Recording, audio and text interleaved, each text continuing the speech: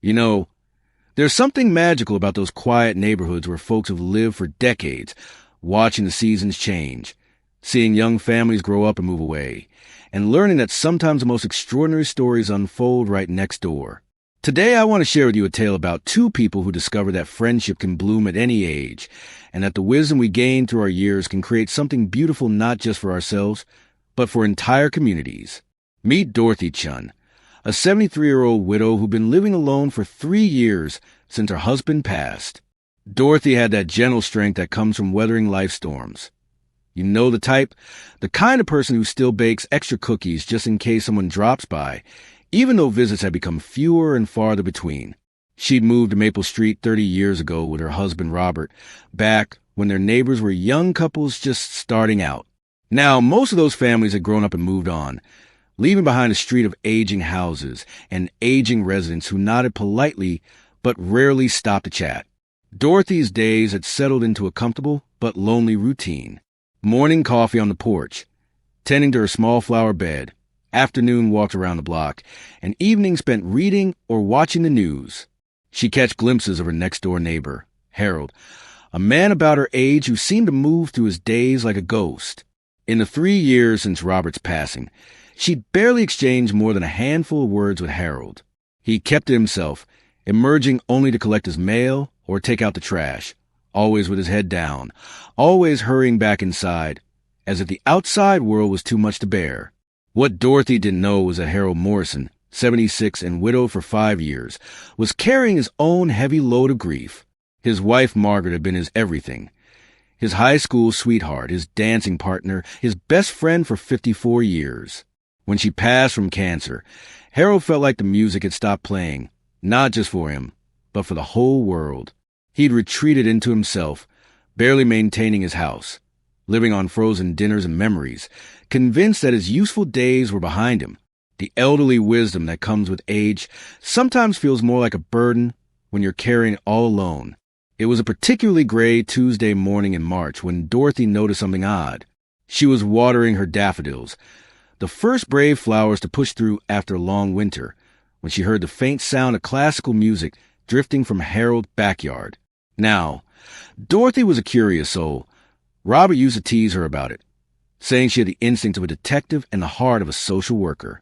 The music was beautiful, something soft and melancholy, and it seemed so out of place coming from Harold's perpetually quiet house.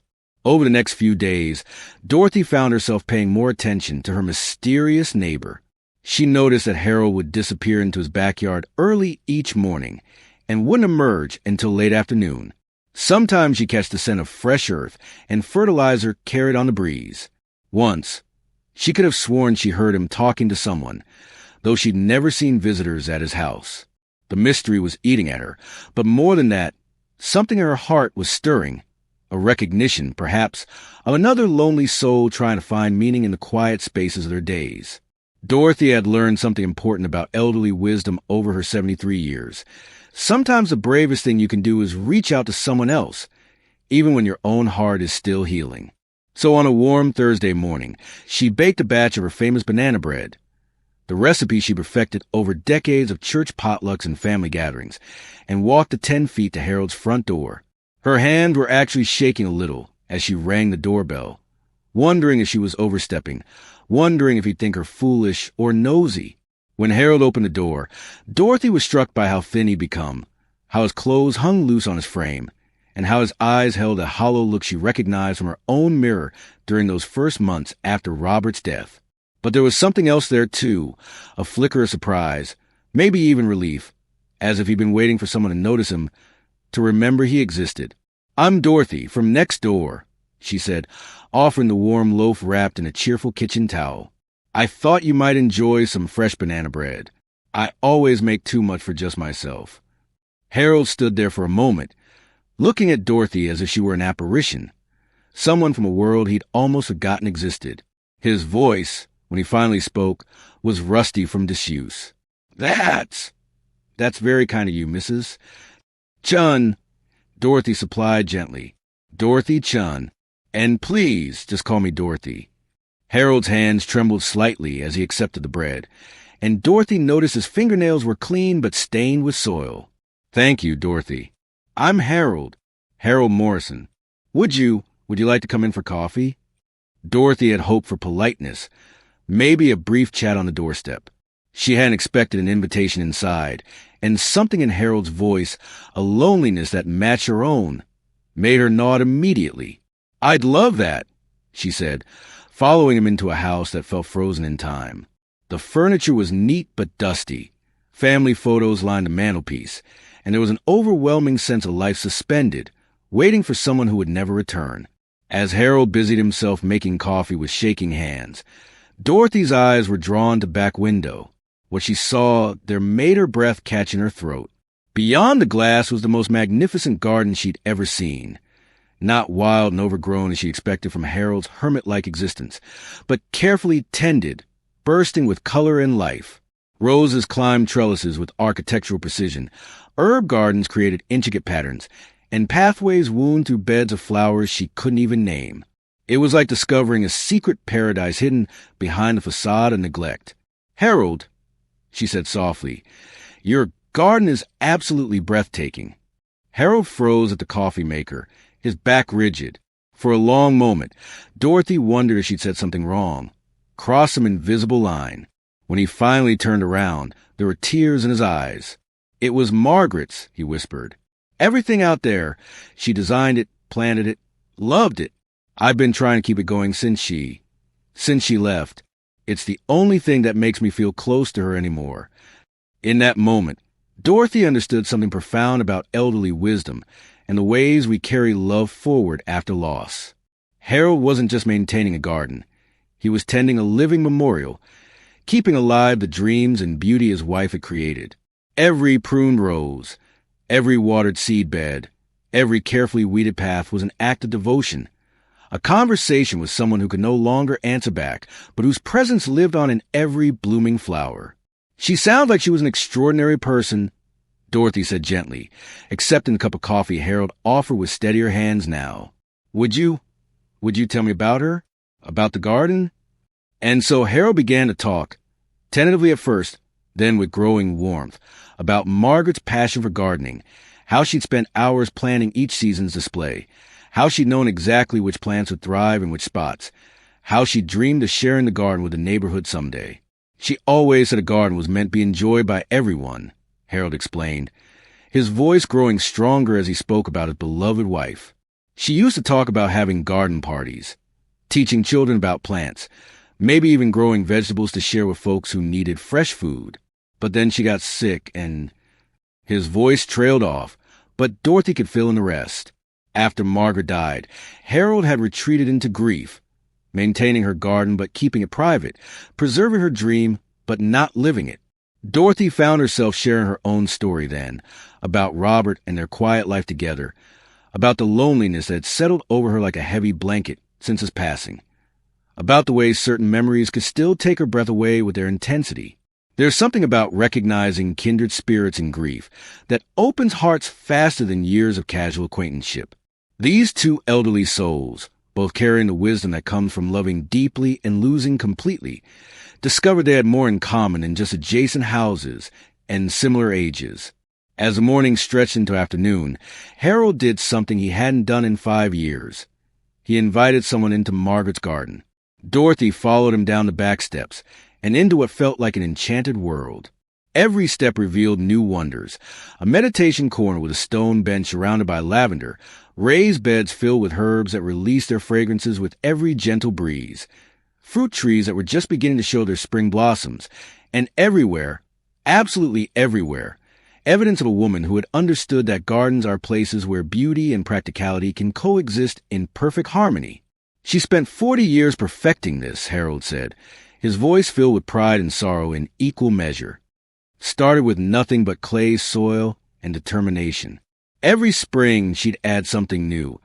Every fall she'd plan improvements for the next year. Even during the chemotherapy, when she could barely stand, she'd sit in that chair over there and direct me on what needed attention. Dorothy could see the garden through Margaret's eyes now. Not just a collection of plants, but living artwork, a place where seasons told stories and every corner held meaning. What struck Dorothy most was how Harold moved through the space. despite his hermit-like existence. Despite the grief that had bent his shoulders and dimmed his eyes, here among Margaret's flowers he stood straighter, spoke clearer, moved with purpose. This garden was keeping him alive in ways he probably didn't even recognize. "Harold," Dorothy said carefully, "this is too beautiful to keep hidden." Margaret was right. A garden like this is meant to be shared. Harold's face clouded over immediately. "I can't," he said, shaking his head. "This is all I have left of her. What if people don't understand? What if they damage something or change things? I can't risk losing any more of her than I already have." Dorothy recognized the fear in his voice because she'd felt it herself. That terrifying concern that moving forward somehow means leaving our loved ones behind, that sharing their memory might dilute it rather than strengthen it. But here's where elderly wisdom really shows its strength, in the understanding that love isn't diminished by sharing it, but multiplied. Dorothy had learned this lesson through her own journey with grief, and she recognized that Harold was standing at the same crossroads she'd faced. The choice between preserving memories in isolation or finding ways to let those memories grow and touch other lives. What if we started small? Dorothy suggested gently. What if we invited just one or two neighbors to see what Margaret created? Not to change anything, but to appreciate it, to understand what a gift she left behind. Harold's immediate reaction was panic, but Dorothy could see something else flickering in his eyes. A tiny spark of curiosity, maybe even longing. 5 years of isolation had taken their toll, but underneath all that protective fear was still a man who had once shared his life willingly, who had once believed in community and connection. They spent the next hour walking through every section of the garden, while Harold told her the stories behind each area. There was the rose garden where Margaret had propagated cuttings from her mother's bushes, connecting 3 generations of women who had found solace in soil and sunshine. There was the herb spiral where she'd grown everything from common basil to exotic lemongrass, always experimenting, always learning. There was a children's corner, planted but never used, where Margaret had dreamed of teaching neighborhood kids about nature and growing things. "She would have loved you," Harold said suddenly, watching Dorothy gently touch a flowering branch. "She always said the best gardens brought people together, that plants were just an excuse for building community." Dorothy felt a warmth spread through her chest at those words. Here was a man who had loved deeply and been loved in return, who carried within him not just grief but also the wisdom his wife had shared, the dreams she had planted along with her flowers. Over the following weeks, Dorothy found herself visiting Harold's garden almost daily. She'd bring coffee or fresh muffins, and Harold would share new stories about Margaret's gardening adventures, her failures and triumphs, her experiments and discoveries, her endless optimism about next season's possibilities. Slowly, Dorothy began to see a transformation in Harold. The man who had hidden away for 5 years was beginning to emerge from his shell, remembering how to laugh, how to look forward to tomorrow, instead of just surviving today. More importantly, Dorothy could see that Harold was starting to remember who he had been before grief overwhelmed him. He'd been a retired teacher. She learned, someone who had spent 30 years helping children discover their potential. He'd been a community volunteer, a man who fixed neighbors' leaky faucets and organized block parties. Margaret's illness and death had stripped all of that away, leaving him feeling purposeless and forgotten. But here in the garden, surrounded by living proof of love's persistence, he was beginning to find himself again. The turning point came on a warm May morning when Dorothy arrived to find Harold in conversation with a young woman pushing a stroller. She was crying softly while Harold knelt beside her toddler, who was fascinated by a butterfly dancing among the flowers. "This is Sarah." Harold introduced her to Dorothy. She just moved into the Peterson house across the street. She's been having a rough time. As Dorothy learned later, Sarah was a single mother struggling with postpartum depression, feeling isolated and overwhelmed in a neighborhood where she knew no one. Something about the garden's peaceful beauty and Harold's gentle presence had drawn Sarah in when she'd noticed him working among the flowers.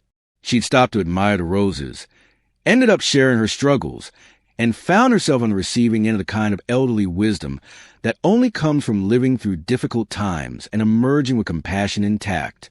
Harold had listened without judgment, offered perspective without preaching, and invited her to return any time she needed a moment of peace. Dorothy watched Harold interact with Sarah and her little boy, Marcus, and saw something beautiful happening. Here was a man who had thought his useful days were over, discovering that his capacity for kindness, his hard-earned wisdom about resilience and hope, were exactly what someone else needed. The garden wasn't just Margaret's legacy anymore. It was becoming a place where Harold could honor her memory by living out her dreams of community and connection. You know what Margaret would say if she could see this, Dorothy told Harold later, as they watched Marcus chase butterflies while Sarah sat peacefully on the meditation bench. She'd say, "This is exactly what she had in mind." Harold nodded, his eyes bright with tears, but also with something Dorothy hadn't seen before. Hope.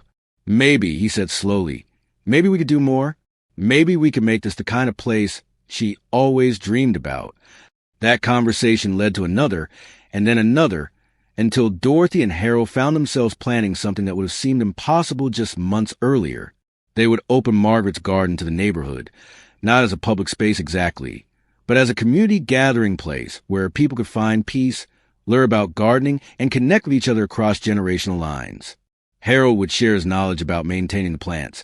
Dorothy would handle the social aspects, organizing small groups and managing visitors. And together, they would create something that honored Margaret's memory while serving the living community around them. The first official gathering was small. Just Sarah and Marcus, the elderly couple from 2 houses down, and a teenager named Jake whose grandmother had sent him over because she thought he needed something constructive to do with his energy. But as Harold showed them around Margaret's creation, explaining the thought behind each planted area, sharing stories about her techniques and discoveries, Dorothy could see the magic happening. People who had lived on the same street for years but barely knew each other were finding common ground in the simple act of appreciating beauty together. What happened next was something beautiful to witness, the kind of organic community building that happens when elderly wisdom meets genuine need. Word spread quietly through the neighborhood about Harold's garden and his willingness to share both the space and his knowledge. People began stopping by on evening walks, bringing their own questions and stories. Maria, the busy working mother from the corner house, discovered that 20 minutes among the herbs could reset her entire day. Tom, the recent retiree who'd been struggling with his new lack of structure, found purpose in helping Harold with the heavier maintenance tasks. Most surprisingly to everyone, including Harold himself, he discovered he was a natural teacher. All those years in the classroom, all that experience helping young minds grow and develop, translated perfectly to helping people of all ages connect with the natural world.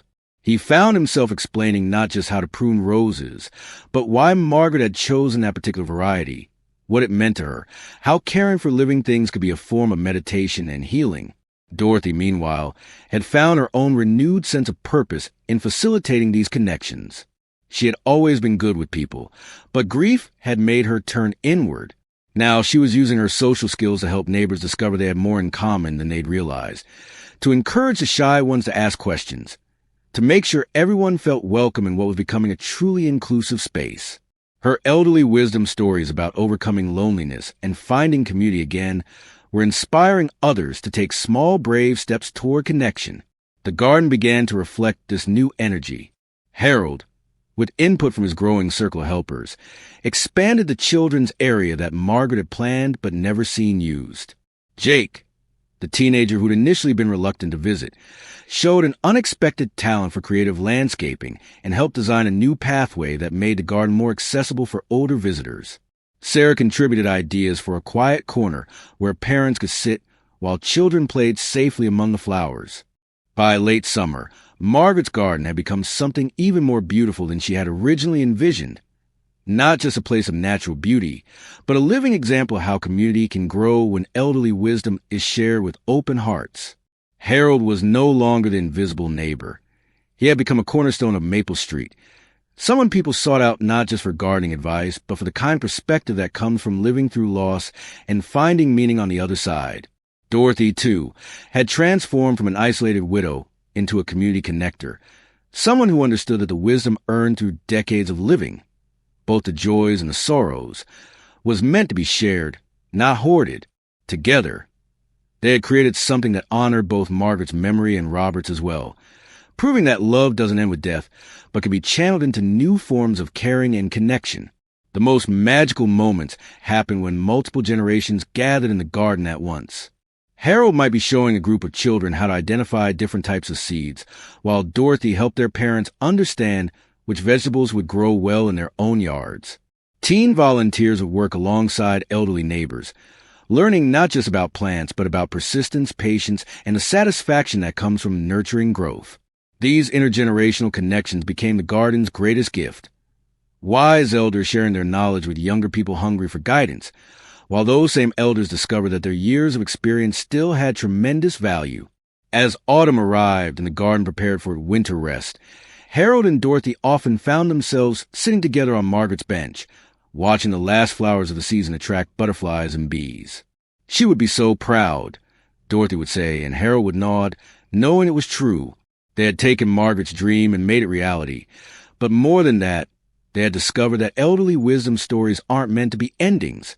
They're meant to be new beginnings, opportunities to plant seeds of hope and connection that will bloom long after we're gone. The secret garden was secret no more, but it had become something even more precious, a place where the wisdom of age meets the energy of youth, where individual grief transforms into shared healing, and where the simple act of caring for growing things creates the conditions for a community to flourish. Harold and Dorothy had learned that sometimes the most profound advice for the elderly is also the simplest. When you're ready to emerge from grief's isolation, look for ways to let your hard-won wisdom serve others, and you'll discover that in helping them grow, you'll find yourself blooming again too. This is the kind of story that reminds us why elderly wisdom matters so much in our communities. Not because older people have all the answers, but because they've lived through enough seasons to understand that endings can become beginnings, that loss can become legacy, and that the most beautiful gardens are always the ones we tend together.